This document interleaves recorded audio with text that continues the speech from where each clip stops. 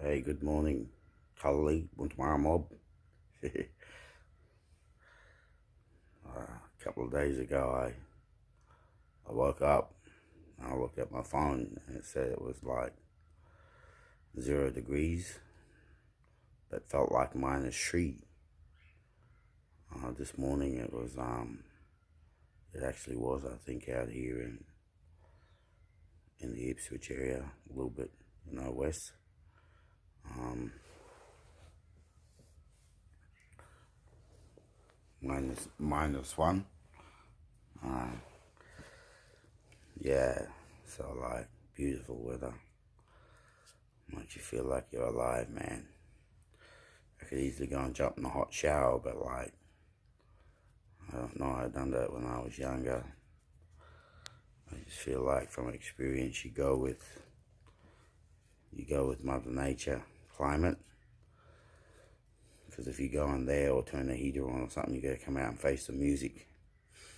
And that's where people get sick, going in and out of different temperatures. It's just like food. Yeah.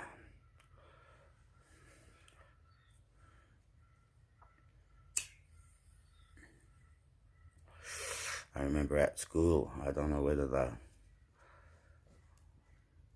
head, what was he called? Like, anyway, he was our dormitory. He was in charge of the dormitory masters. He was also like involved in our coaching for junior and senior football opens. We went out to Stanthorpe once. And there was all ice on the ground. I'd heard yarns about like light sleet up there because it's close to the border. Very close. We used to go out into the Gurroween mountains and forest camping in the wintertime and climb up all those big rocks, camp in tents. I still feel the same today about the weather. It's having no different effects on me. I'm doing just fine. Yeah, man. Yeah. So it's just a bloke's thing. I've had a bit of time off weights. I went for a pretty good walk yesterday, a challenging walk. I like everything shaped up all right to it. Yeah, the hemis and everything. And then this weather, like all my life, I'm sleeping in the swag on the floor. The real deal, the proper swag, like in these clothes. My big jackaroo boots and my jacket and my jeans.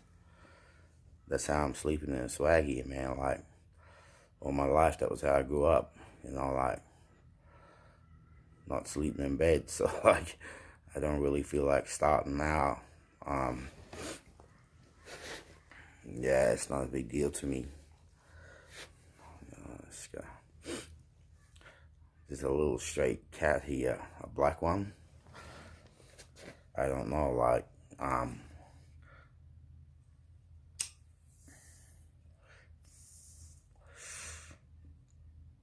think he's a male. And this little one next door, I thought he was a little boy too, until I seen her going to the toilet the other day. Someone dropped there was a little puppy. He was a little bully. He was only a little fella. They had a fight just out on the street, on the footpath. Not the black one, the other one. And like, yeah, the little cat got over him. Like, he had the little cat on the ground, but like, he realized that the little cat wasn't going to give in to him and was going to go him, like, at every cost, man, for his territory. And he went to go away, like, and anyway, ended up breaking it up. But like, the cat ran under the car, and like, because only a human being went out there and started yelling and stuff, like, and the dog sort of was wagging his tail because, like, he's just probably playing. But he's only got his baby teeth as well. Of course, if it was an adult dog, you would have ripped the cat in half. But anyway, like, the little cat comes running back out under the car for like another crack, limping out, like he wants to go on with it, man, you know, like. I thought about it that night, and I thought I felt sorry for the little cat, you know what I mean? But then I thought, you know, like, I thought good on her, because like, you know, I had a crack, and I'm not into violence or nothing, but like, that's nature, you know. Animals, cats and dogs fight. All animals do what they gotta do to survive, and humans are likewise the same, but you know, like we have self-control, so like, yeah, everything's cool. Yeah, the little cats come out, and I felt good, because like they come around me a bit, you know, because I got a real like calm spirit, and they sense that, you know, like they know I'm no danger to them, and yeah, give them a feed every now and then, because like, so I felt good, because like he had his Wheaties, mate, like, and he was able to like, yeah, stand his ground, have a crack. As I was saying, like, it's a bloke's thing. I'm a bit too old to be running around on the football field playing football, but like, I've been thinking the last couple of weeks, like, I just want to tackle. You know, I got a mate that's a big guy, but he's too busy. I'd like to go down the park with him, and you know, like, kick the football around and stuff like that, and throw a few passes and stuff, and do a few grubbers and chases and stuff like that. But so yeah, he's not coming over till later on, so I'm gonna try and find a way to prop my 6-foot boxing bag up outside, just on the lawn. But I'm not gonna do it just yet, because like, everyone's still sleeping. It's early in the morning here, and yeah, just do something like getting back your 5 or your 10, whatever it is. I think it used to be 5 when I was a kid, but now it's 10. The 10-meter line, you have to get back off the ruck. So yeah, and just want to like show some shoulder barges, even though they're illegal these days. But that's what we done back when I was playing football. You know, like, tackle this boxing bag. I'll prop it up on the wheelie bin, and yeah, in this freezing cold weather, like, just move around and get moving and feel really good. I feel really confident, and I feel great. Yeah, it's sad day here today. You know, I made a cup of coffee, and I put black straight coffee. I put it in the microwave for like 2 minutes. It's scalding hot when it comes out of that microwave. And like, you know, 30 seconds later, I go to have a sip of it, and like, it's lukewarm. That's how cold it is here. Like, yeah, I know it gets cold at home too. So this one's out to you, Bubbaloo. Like, mate, yeah, and the boys.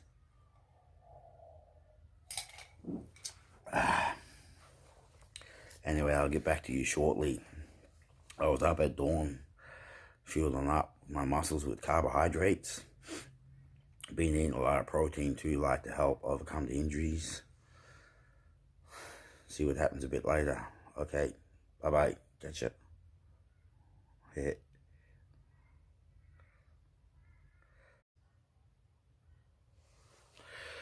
Yeah, I just forgot to add about, like, growing up in cold temperatures, like being on the farm up in Toowoomba as well.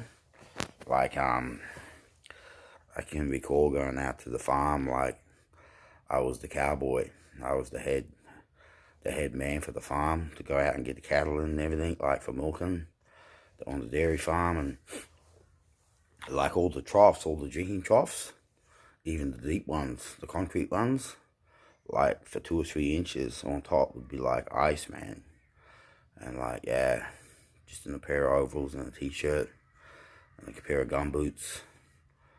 And like, yeah, turn around, you know, like,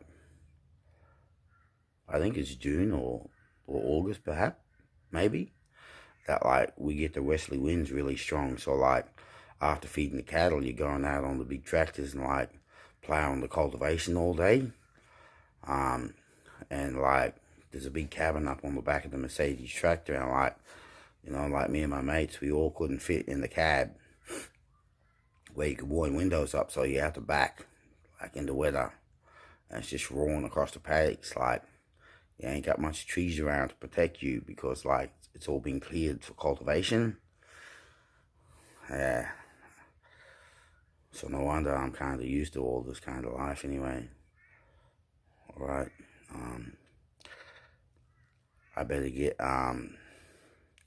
better do what I have to do before I head outside. I'll give everyone around the neighborhood a bit more time to wake up, because like I'm gonna prop that bag up on a wheelie bin, so I'll be driving it, man. So like I don't want to be waking people up because they've been working hard all week and they need their rest. I'll leave it till maybe like 8:30, 9 o'clock.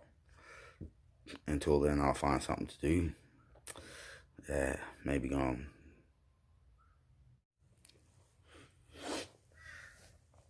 Yeah, Leon. So I was thinking, like Babalu.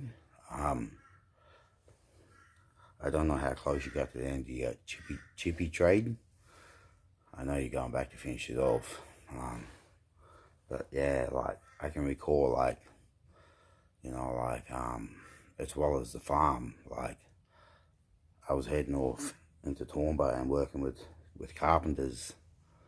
But these days, I'm not being critical, saying like it's an easy job, but it wasn't as physical as brickies labouring, because like you got drop saws now and power saws.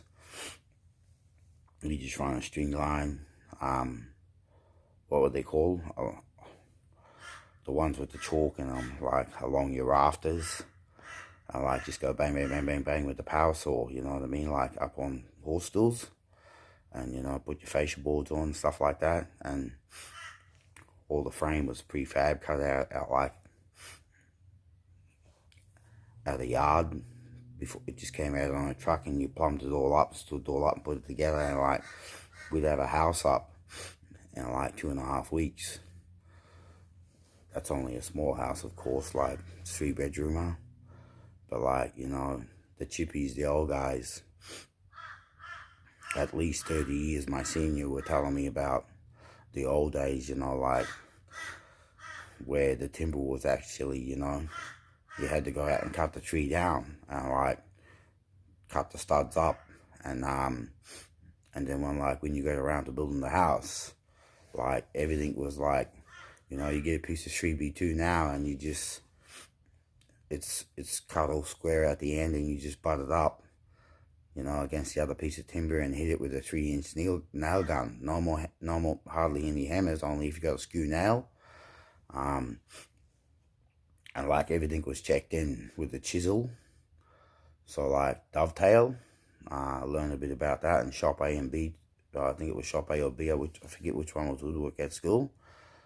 So everything was checked in, like the timber into the other timber. Yeah, it was checked in, man, like the joists and everything, and the ceiling joists. And I'm not too sure whether they taught me about like noggins and studs and stuff like that.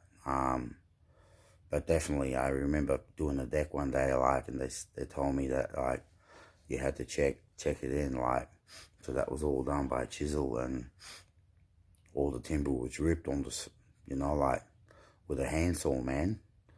And like, yeah, all axe and no chainsaws and saws, all axe and big saws. I've seen them on TV, like the ones where they go one man on each end for the big trees. But I found like, I didn't work with them long. I went over to the bricklayers, and like, yeah, in this temperature, like freezing cold weather, you have those big 44-gallon drums, like full of water, and you're dipping in them all day because you're mixing cement. And if you come across clayware bricks, they got to be wet before you can lay them. And like sometimes you're showing them up on the scaffold on a second story, and there could be like three bricklayers up there, and like, you know what I mean? Like you're showing them up, you're floating them up. Big jobs, of course, use whatever, conveyor belts or lifts. But like with me, yeah. And as they slid off my hands, like they take the skin off as well. So like I have all these tape, and me and my boss, the bricklayers, the brickies, And we'd have like plaster tape all around our fingers, you know, like, because like it was just flesh. Yeah, from these bricks, man. Like, yeah. And the first bricklayer I ever worked with, like he told me when I was mixing the cement, and he was teaching me how to make cement. Like he said, you know, back in the day, he said like to have a big sheet of iron, and like you shoe all your cement and your loam on that. And like they had these things like hose, man, with a hole in it. And that was how you mix your cement, man. So like, you know, you were mixing batches of cements all day like that, and then picking it up with, you know, a shovel.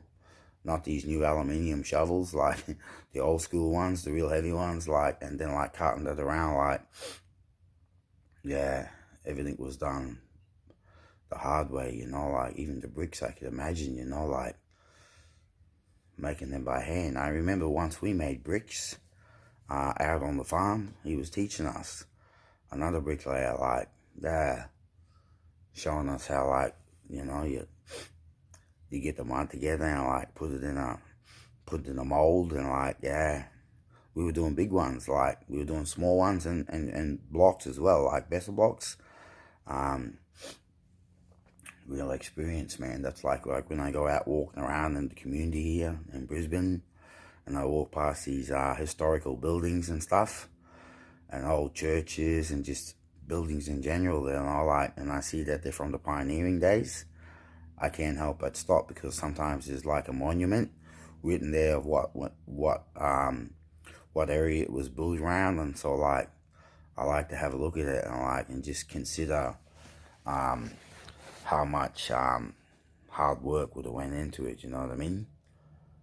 And even just looking at the roads and stuff like that.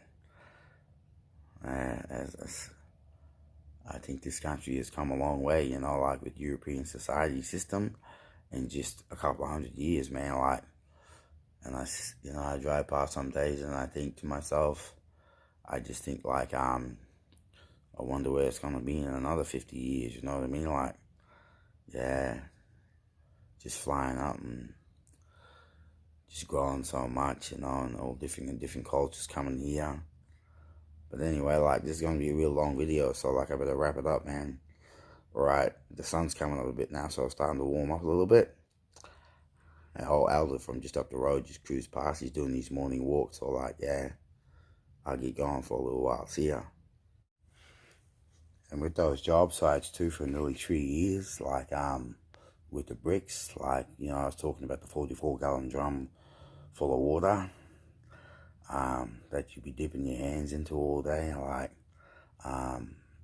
yeah, you warmed up pretty quickly. You didn't worry about cold weather, like, because, yeah, you were working. So, like, but I was just thinking about the walls, like, after the brickies, you know, like, I don't know, I can't recall exactly, but, like, you know, like, after they've gone up, you know, like, a fair distance, you know, like, and, it was my job to rake and iron the brickwork and wash the wall. So like in the middle of winter, you know, like in this weather, it was a tap like on top, you know, like that, and just like a piece of sponge from a mattress, and like cleaning the where they've been, like, you know, cutting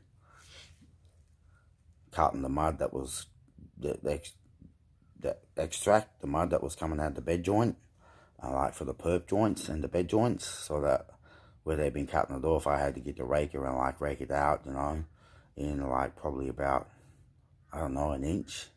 I think they had the little deal set for, and then ironing it and pressing it, and like you couldn't wash it straight away, so like otherwise you'd wet the mud and like it'd come out. So the timing had to be perfect.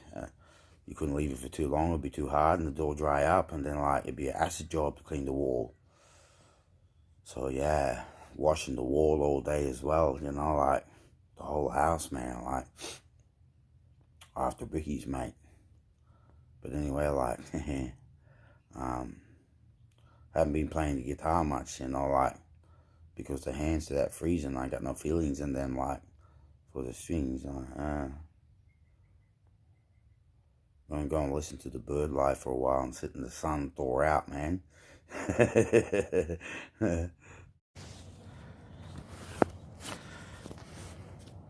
So I'm out here now on the front stairs sitting in the sun. Tell you what, it's a blue sky, man. It's a... Jesus. It's a pearler of a day, man. I'm having bird's eyes chilies, just raw and garlic for breakfast. But yeah, I got thinking about the mines too, you know, like...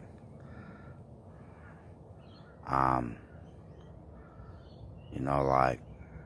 When I seen Mount Coot-tha, because like we used to come down here on the Westlander when I was a child. When my auntie was living down here with her husband and their children, we used to see these big red flashing lights, you know, like shunting into town. Once you start coming into Brisbane, I used to see them big flashing lights, and like I had to discover all these decades later that like when I went up there, like those lights were, I think people have told me they're the news towers. I don't know, like just yeah, they'd been there since the 70s when I first came down here. And but yeah, when I seen Mount Coot-tha, it made me have a memory of like of all the ridges and the Great Ranges back out west where I come from. My grandfather and grandmother's land, and the mines and the opal mines, and like, you know, like when I went there, we did do some work in the Cap Rock. They call it Cap Rock, and it's all limestone. So like, you know, like thinking about digging foundations and stuff like that. And we had bulldozers and they told me with the big jobs, like they'd loosen all the they'd loosen it up first with gelignite, and then they'd just get like one big tooth on the back of the bulldozer and just rip it to pieces, you know, and like you know, like it's only like, well, how big would one of those tooths be? Maybe they could be like a little over a meter in height and depth, or maybe a bit more. It was that long ago, I can't recall, but we was just with a Fiat Alice D6 in our mining. I don't know what the Trasculvator was. I was driving that. But like, because opal is formed in sandstone, and like you got the mountains on top of it, like the rock, the Cap Rock, you know, like when the prospectors go out and they find a trace for the opal out on the lower ground, you know, down out in the plain from the mountain, if you call it that, they'd say, well, there's a big chance that like there's opal under the ground because there's trace here, right? The existence of like riverbeds, you know, where, yeah, so they'll remove that mountain and take it down to ground level, and then go down through all the levels into the sandstone where opal is formed. And like, yeah, big massive holes, man. Like a couple of them were like the size of swimming pools, and Olympic swimming pools. And the deepest ones I've been in them were like 20 foot down into the earth, walking from the bottom of the floor, following the bulldozer with a pick up a mullock heap all day. That's the dirt that's been pushed out the hole. And yeah, so like, yeah, I was thinking about like, that as well, you know, like, there was a reason why I was thinking about it, but I forgot. But like, guess just my work history, you know, all these little things, like, they trigger things in my mind. You know, like, a lot of blokes think of stuff, but yeah, with me, that's the stuff I think of. And I've done a bit of fencing for a little bit too, so that's why I was thinking about it, because I was thinking live stuff. Because like, you know, you come out here and you do weights in the freezing cold, and you work in the brickies, like, and even the shovel and everything you touch is like freezing cold on your hands. And then like in the summertime, it's like it's hard enough to fry an egg on. So like, yeah, you know, that's what I recall, like those bricks and stuff like that. And when in the summertime they were really hot. So like, yeah, and even my bars when I come out here in summertime, um, my weights bars, like, they're that hot. Like, if it's, you can't even lean on your fence, man, or like you'll burn yourself. And yeah, I done a bit of fencing, and like, they had the drills in on the back of the tractor where they for your straining posts, and but the guy that I done a little bit of fencing for, it was only for a little while. It was just like to get out of town, like hang out and help out a bit and have a good time. And but like, yeah, we were doing things like, crowbar and shovel for your straining post, and like the straining post was not coming on freight, like from a saw yard somewhere. Like, we were actually going out to the ironbark trees, and cutting them down, and like making our own straining posts. And that was my job, to dig the hole. Like, I didn't learn how to do the ties, and like to use the dolly strainers to pull wire through the holes and stuff like that. But yeah, so just wanted to share that with you as well, mate. Like, out in that weather in the middle of, it's great. These things will give me a kick. Go and tackle this football back. In the mines, when we used to get like some heavy rain come over out in the west, it'd fill the open cut mines up with water. So like, we had this big old Southern Cross pump. So we'd have to I just wait till this car goes past. We'd have to like drain all the water out so we could go back down there. Otherwise, you can't get down there in the bulldozer. So while we were doing that, like, the malachite, the dirt you push out the hole, like, everything's sieved, man. So like, it was my job to go with this Taxculvator bulldozer. I was taught to drive it, to operate it, sorry, is the word you use for that. And so I'd fill up an old Mercedes-Benz tip truck, and we had this big cement agitator that we'd cut out like big squares on the side of it and put screens in it, welded screens in it. And then like,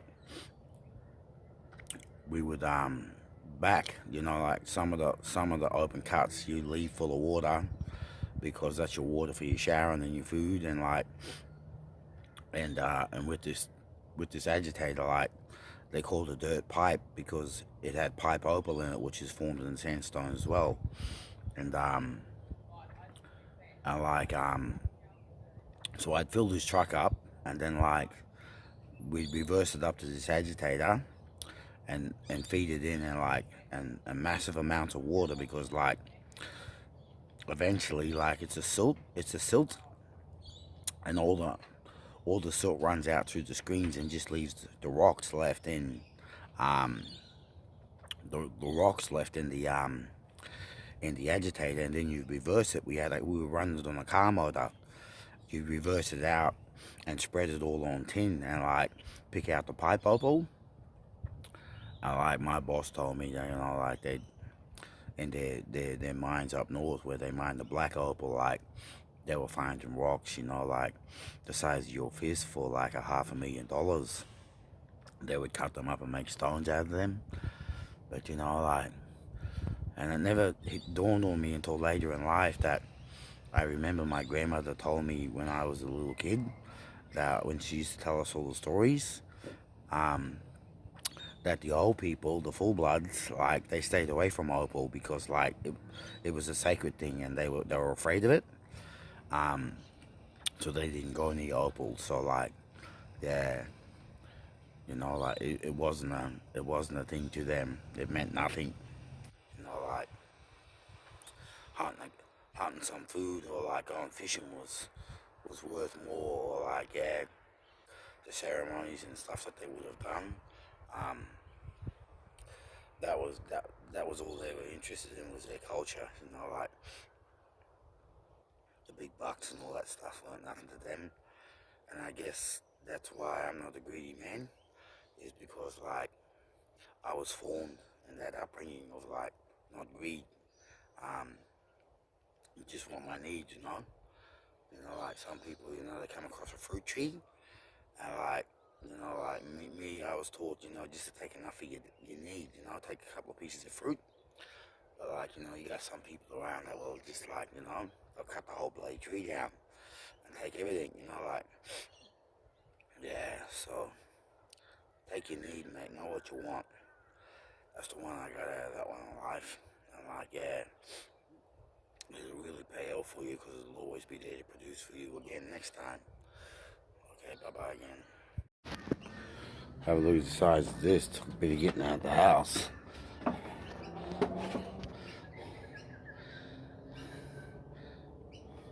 Have to be at least 80, 85, 90 kilo. Try and get a picture of it. Go down that way. There it is. So like, yeah. It cost me about, got on Boxing Day, but the sale value was, yeah, 6-foot kick boxing bag. Sale value was like nearly $500. So I'm gonna go out and like tackle that later. Just have some fun. But anyway, like, I was a rouseabout for a while in a shearing shed too. Another thing that like caught my eye was, you know, there was Click Goes the Shears, the song Click Goes the Shears, boys, click, click, click. Sang it in school. But like when I go out there in the sheds, like, you know, my cousin was a presser. Like, yeah, the old guys would be sitting around yarning after work, like, you know, like, can you imagine that? Like, you know, the tin roof is not very far up there. And like, it's in the 40s, and like in the big tin shed, like, yeah, a lot of blokes used to like cut a flap off the bags what they used to press the wool into, and so they have a fan. They put it on the shaft from that drove all the hand pieces. Yeah, that would be their fan, like. And I used to see the old presses, and they, you know, these days they got hydraulic. They put all the fleeces in there, and like they just press a button and bang, you know, like the fleeces, the bag, the big massive bag is full of wool. And but yeah, I noticed when I was a young fella, like, look at those old presses, and like, yeah, and then they told me, the men, they said like, yep, back in the day they'd have the biggest guy in the shearing shed. Like, he would be the presser, because like he done it all by hand, man. He pressed, there was no hydraulics. He had this big lever that he would like drive all and compress all the fleeces down into the bags and roll them all out and load them on the truck to go away. Oh, it's getting lovely and warm now. Yeah. Okay. I realize now why Buster wouldn't let me drive that tip truck. Because he had to reverse it back to the agitator, and probably thought I would have jumped the clutch or something and knocked the whole thing off, knocked it over. So yeah, so you tilt the big tip truck up at the back, and him and I would jump up the back, and like the dirt would be like, it'd be just like it was when you picked it up. It'd been sitting there for months, and we had two shovels, and he was on one side and I was on the other, and we were like rowing a boat, you know, man, like feeding it down, and like, because you had no one inside to shake the truck to feed it into the agitator, and like you couldn't put too much in, you had to put the right amount in, you had to feed it in. So yeah, we were doing it by hand with shovel, and we do that all day while the pit was draining with water with the pump. But anyway, time to have a bit of fun.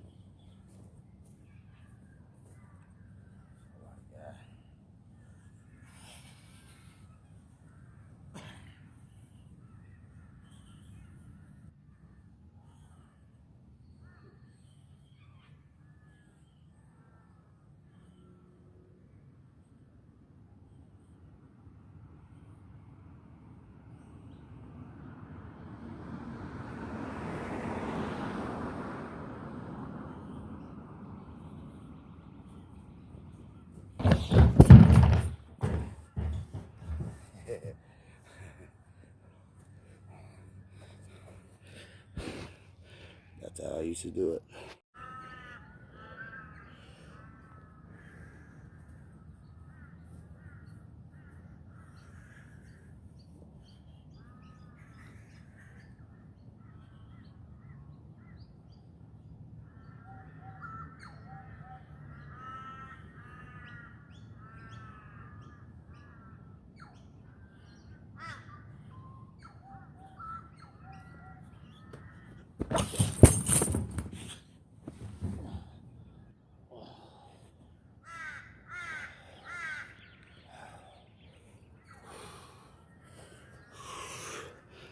Oh, that one hurt. It's been a while, man.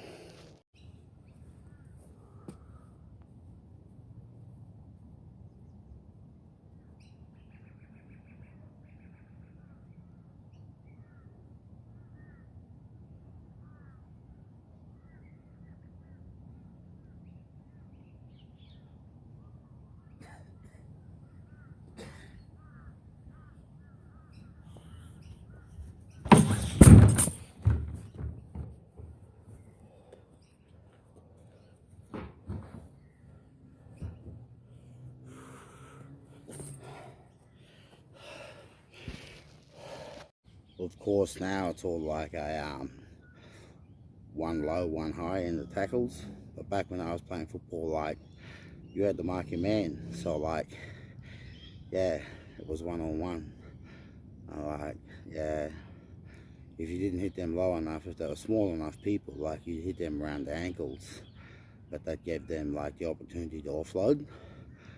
So, like, and the bigger guys, like, you don't, like, try and tackle them because you got to watch broken collarbones. You got to watch their knees coming up to your jaw and to your collarbone, and even, yeah, to your sternum, especially if they're big forwards. So, like, yeah, my technique was, like, probably just around, like, below the thighs, and then, like, slide down them very quickly to their legs to, like, and twist them so that, like, yeah, so it hurts them and drops them. The coach used to say, like, you know, like, they can't run without legs. So, like, yeah.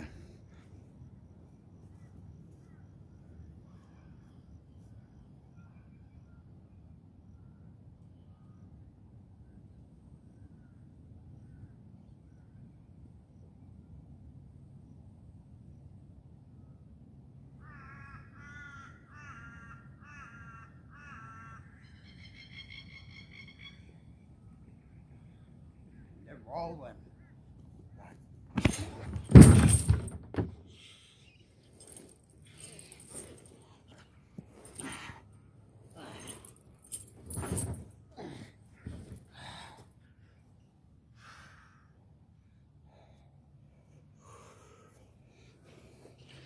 Didn't slide, but it's pretty hard with that big bag. I was going to do some shoulders to chest, like jumping up in the air, bringing your knees up to your chest, because I remember when I joined my first and only club in Toowoomba, like, having a respiratory, I don't know, your airway problem from a young age, like bronchitis and stuff like that, and then smoking all my life. You know, I'd done some pretty hard work before I played with these fellas. I like just the warm-ups, man, like on the side, you know, of the field, the knees to the chest. I like all the warm-ups we do before we run on the field. I was only on the interchange bench, but I knew I was a talented footballer, so I was always going to, like, get a run until, unfortunately, I snapped my arm. And I used to be buggered just with the warm-up on the side. So, like, it's a lot easier out on the field where you get a rest, you know, you stand around. So I was going to do them, but, like, I haven't broken nothing, but, like, that hit up really hit me, like, in the sternum and, like, in the rib cage. So, yeah, I don't want to overdo it. Like, I probably went a little bit too hard for the first time. And, okay, that's my day, to my people out there.